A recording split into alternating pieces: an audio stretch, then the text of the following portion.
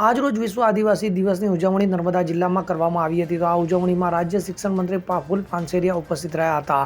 ત્યારે હાલ બહુ ચર્ચિત જે કિસ્સો અંબાજીના દાંતા તાલુકાની એક પ્રાથમિક શાળામાં શિક્ષિકા તરીકે ફરજ બજાવતા જે હાલ અમેરિકામાં રહી સરકારનો પગાર ખાય છે. ત્યારે આ કિસ્સો અંબાજીના પાસા પ્રાથમિક શાળાનો છે, જે ભાવનાબેન પટેલ છેલ્લા 8 વર્ષથી અમેરિકામાં રહે છે.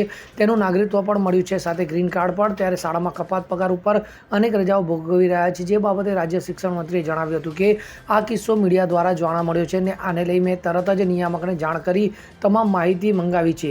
ત્યારે આ બાબતે આજરોજ આ વિગતમાં 1 જાન્યુઆરીથી 1 પણ રૂપિયો પગાર આપવામાં આવ્યો નથી અને તેઓ અમેરિકા ગયા ત્યારે સરકારની પરમિશન વગર નહીં જઈ શકે અને જો લાભ લીધો હશે તો આ સમગ્ર બાબતે તેમના પર એક્શન લેવામાં આવશે હોવાનું જણાવ્યું હતું.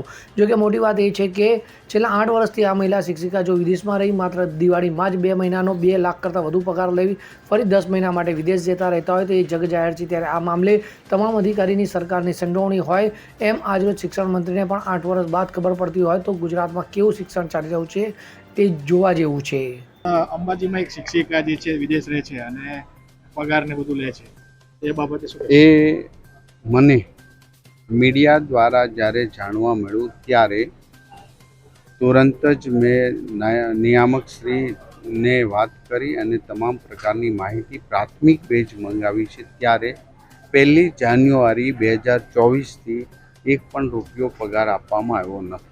ટુકડે એમને રજા પાડી છે અને જો વિદેશ ગયા હોય તો સરકારી કર્મચારી સરકારની મંજૂરી વગર વિદેશ ન જઈ શકે અને અન્ય જો લાભ લીધો હોય તો ચોક્કસ પ્રકારે એની તપાસ માટેના ત્યાં પ્રાથમિક બેઝની બાબત એ છે કે 1 જાન્યુઆરીથી જ્યારે એમના રજા મૂક્યો છે ત્યારથી 1 પણ રૂપિયો ગવર્મેન્ટે પગાર ચૂકવ્યો નથી.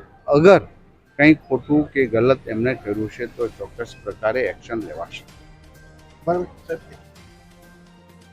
દીપક જગતાપ સાથે CN24 ન્યૂઝ રાજપીપળા.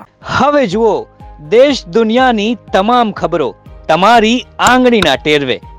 ઉઠાવો મોબાઈલ અને Google Play Store પરથી ડાઉનલોડ કરો અમારી CN24 ન્યૂઝ મોબાઈલ એપ.